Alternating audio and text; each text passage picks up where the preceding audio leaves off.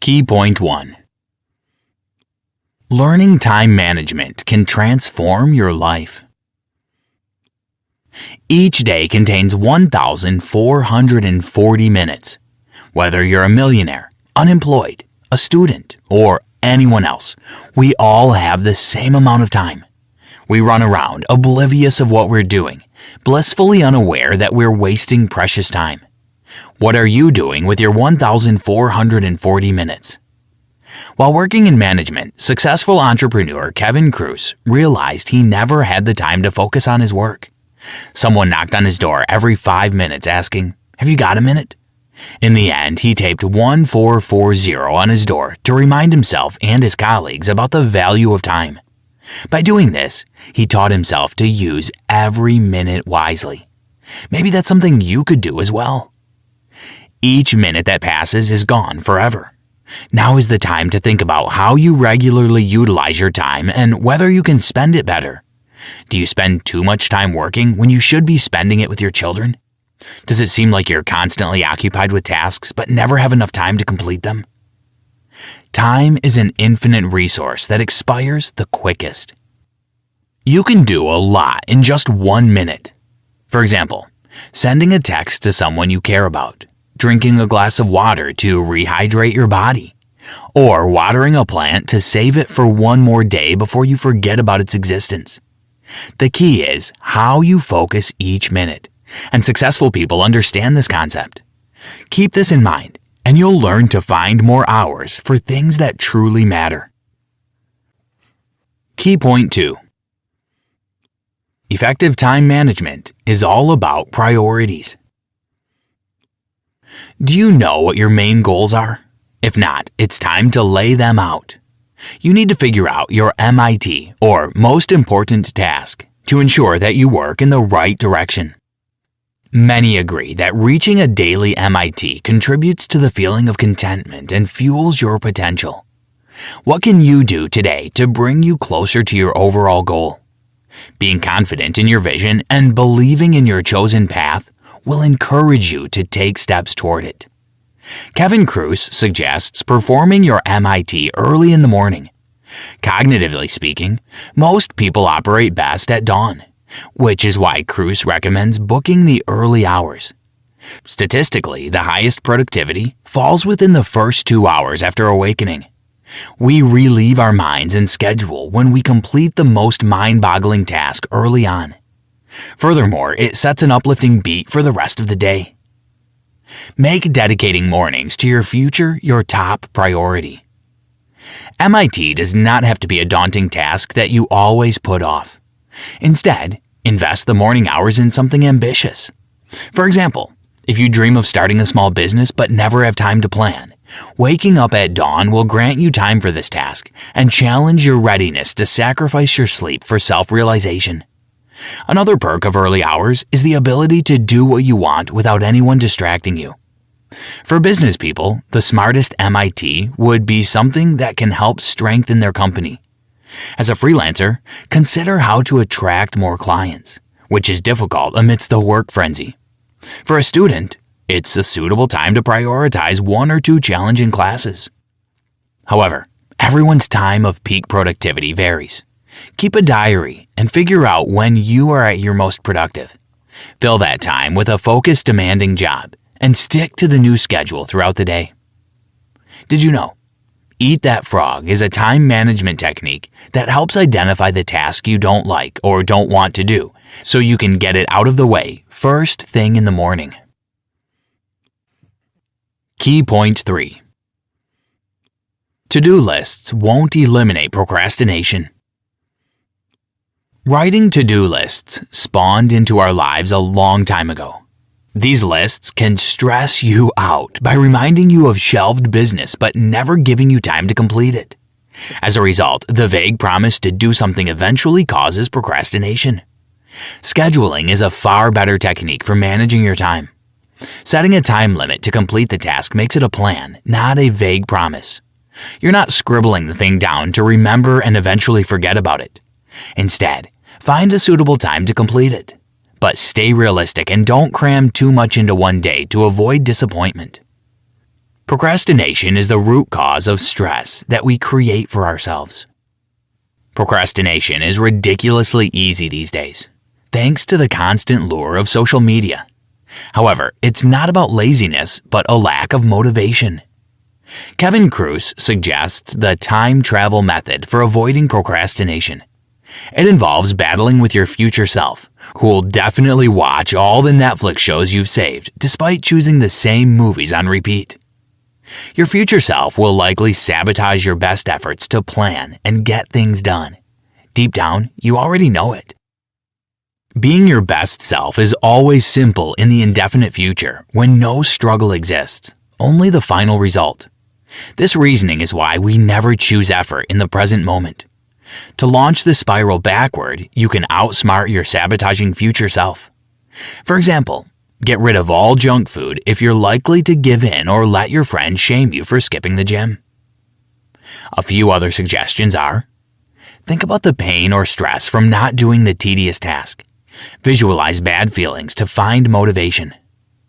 Find an accountability partner with whom you can perform the task and gain encouragement from them. Reward yourself for completed tasks and punish yourself when you don't do something. Kick out perfectionism and learn to do just enough. Actually, highly successful people don't think about time much at all. Instead, they think about values, priorities, and consistent habits. Kruse. Key point 4. When it's time to leave the office, make sure you leave. Sheryl Sandberg was a successful business executive at Facebook. Yet she always left work at 5:30 p.m. because she was a parent too. Being a mother was another side of her life as a human being, not a working machine. She balanced her private life and job like a professional funambulist. However, most people struggle to leave the office on time without feeling tremendous because of unfinished tasks. By staying at work late, you're misusing the time you could spend with your family and friends. You also don't dedicate enough time to yourself. Altogether, it depersonalizes and ultimately ties you to your work. There will always be more to do, and always more that can be done. Kruse. A former Intel Corporation CEO, Andy Grove, did not calculate his daily productivity by the number of tasks he planned to complete. Instead, he put his well-being into the picture. Productivity can only increase if we are healthy and energized. When we feel exponentially tired or even burnt out, dragging our feet around the office does not add much to the general progress. Following this vision, Andy Grove left work when he was tired and mentally drained. He had nothing to offer that particular day, so the rest was necessary to guarantee a more productive tomorrow. You'll quickly learn that working until midnight will not give you the feeling of accomplishment you're chasing blindly. On the other hand, there will always be something else to do. You cannot be everything to everyone, and you cannot achieve perfection. Realizing these concepts will reduce guilt and help you achieve a sensible work-life balance. Spending time with family and friends is vital to overall health and well-being. If you spend every waking hour at work trying to complete a never-ending to-do list, you risk becoming enslaved to your work and losing all your aspirations. It's not possible to concentrate when you don't take a break. Everyone needs to spend time at home, do the things they enjoy, switch off, and just be. You came to life first, so try to prioritize it above all. Key point 5. A simple notebook is your friend. How often do you come up with ideas but end up forgetting them? One of the most treasured possessions of Richard Branson, whose Virgin Group is worth $5 billion today, is a notebook. Whenever an idea pops up in his mind, he writes it down to come back to it later. Considering the wealth this little habit contributed throughout the years, it must be ridiculously simple, yet effective. How would you know if the idea you forgot wasn't life-changing? You wouldn't. That's why you should always write them down for later to free up space for other potentially valuable ideas. It's almost impossible to focus on anything else when trying to remember something entirely different. Your midnight notes might not become $1 million idea, but they prove that you are alive and full of fascinating thoughts. The Greek shipping magnate Aristotle Onassis did the same thing as Branson. He made notes about ideas, new people, and interesting facts. He didn't know whether any of them had a profit prospect, but forgetting them meant losing even the chance of it. Making notes also proved to be an effective memory booster. It's a good idea to give your brain a break now and again, and jotting down things you don't want to forget takes a literal load off your mind. Kevin Kruse recommends using a manual notebook and pen instead of an app. Writing in a notebook allows you to add more detail and scribble raw thoughts and ideas more easily. There's also something organic about writing things down by hand. The act cements the intention that this thought is important enough to return to later. Furthermore, your notes are anatomical enough to show your thought process, and it's always wise to observe how ideas come to your brain. Carrying a notebook may feel ridiculous if you don't know where to start. As an entrepreneur, ask yourself, would this journal help me track my accomplishments? If you're a freelancer, the question is, can it help me track my client obligations? And if you're a student, consider whether this notebook can help you take more efficient notes. Either way, your journal has to suit your unique vision and needs. Key point 6. Free yourself from your email obsession. How many times per day do you check your email inbox? You could be wasting time. Checking your email feels productive and relaxing at the same time, but emails can quickly sabotage you by becoming a distraction. The new email will scratch your brain until you open it, finding yourself in a conversation hours later. Kevin Kruse compares it to a slot machine. Anticipation that precedes opening a letter brings a dopamine rush if the email has an interesting link or offer. However, growing addicted to false productivity from the email dump leads to procrastination. Eventually, we risk falling into frustration with ourselves.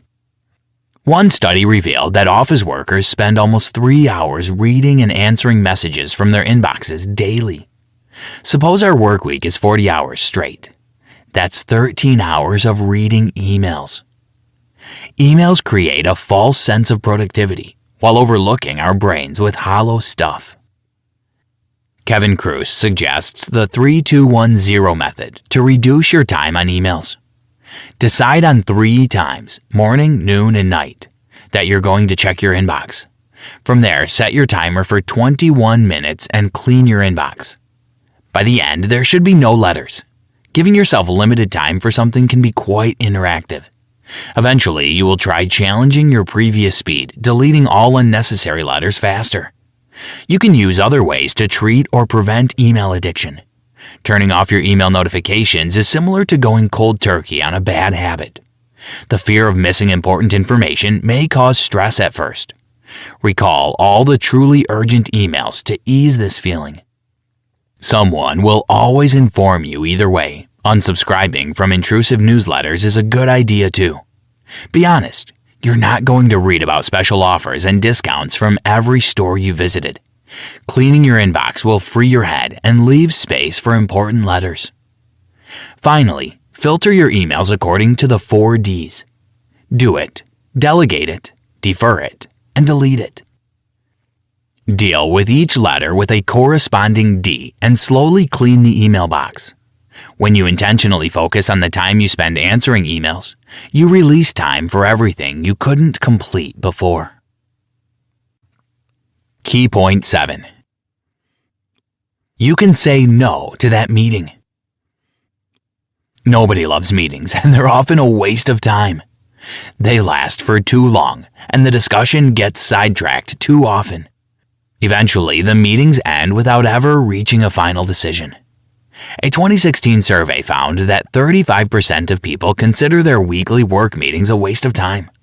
As an example, some prominent business figures changed their meeting style. According to the research, sit-down meetings take up much precious time, while stand-up meetings help reach the same conclusion in a shorter period. Steve Jobs and Richard Branson achieved excellent company performance with this technique's help. Agreeing to every meeting is losing control of your vision or goal. Standing up or walking while discussing an issue makes you far more likely to crack the problem. Nobody wants to be that active for longer than necessary. Be sure to have a notebook handy to scribble down anything you need to do along the way. And be mindful of discussing sensitive issues while outdoors, like with walking meetings. Mark Cuban, the Dallas Mavericks owner, picks the most important meetings and says no to the others. Most of us struggle with refusals. However, by saying yes to everything, you're possibly saying no to something more worthwhile or essential, such as spending time with your family. Saying no is mindful prioritizing. It's easy to decline offers the more you practice, and you can do it politely to avoid hurting others' feelings. You can also try the Pareto principle. In the 1800s, a famous economist and philosopher, Vilfredo Pareto, found that 20% of the effort corresponds to 80% of the results. He formulated the 80-20 rule, which you can use effectively to cut down on effort but still get the desired results. For instance, as a business owner, you can focus on the 20% of clients who place large orders regularly and stay loyal to you. As a freelancer, you can stop working with 80% of clients who pay very little or are late and focus on the 20% of clients who regularly communicate and always pay on time. In short, you can use this principle for any task, be it the workplace or your personal life. Key point 8. Try the 3 Ds to boost productivity. Being the worker of the month does not mean you must complete your part of the work, your colleagues, and a bit of your bosses too. Real productivity is limited to your expertise.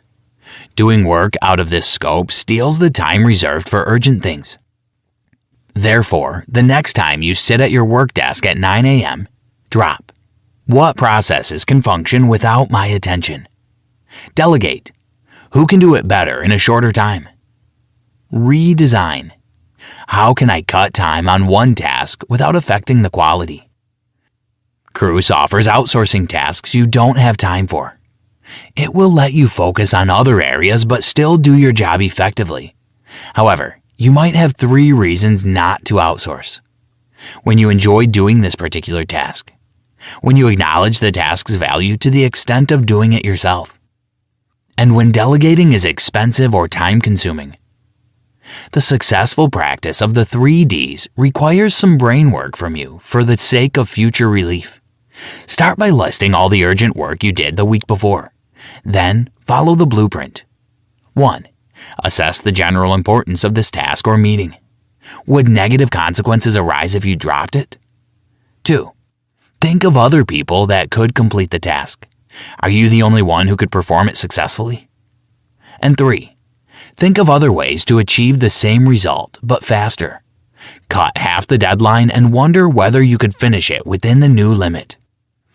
Pay attention every time you come back to the same task after procrastination. Successful people have a touch-it-once mentality, meaning they focus on the job once, do what they must, and then move on to the next. This tactic can save lots of time and mental energy. Multitasking makes you a jack of all trades and a master of none. If the work takes less than 5 minutes, don't postpone it. If you have a list of tasks, work through them methodically. Do what needs to be done and move on to the next job.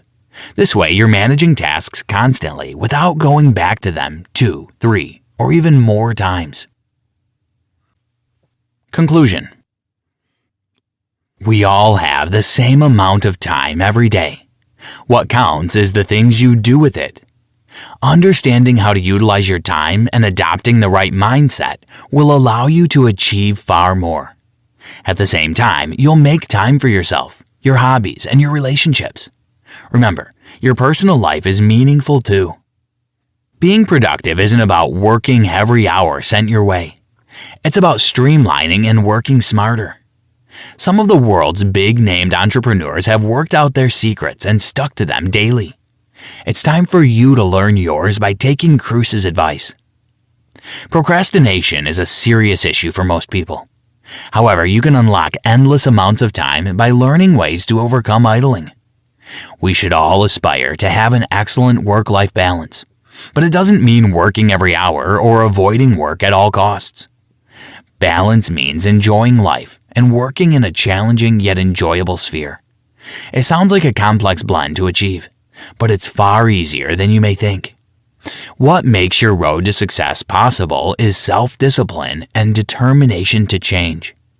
Toss your to-do lists out of the window. Instead, schedule realistically and effectively. Effective time management can help you maintain control of your day. As a result, you become more confident and healthier without even noticing. Remember that feeling of being overwhelmed with work? Let this experience serve as motivation.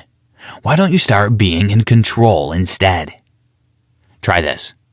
Throw out your to-do list and find a quality calendar app or software package. Create a morning routine and focus on yourself and your development for 1 hour. And start to say no to things you cannot, don't want to, or have no time to do.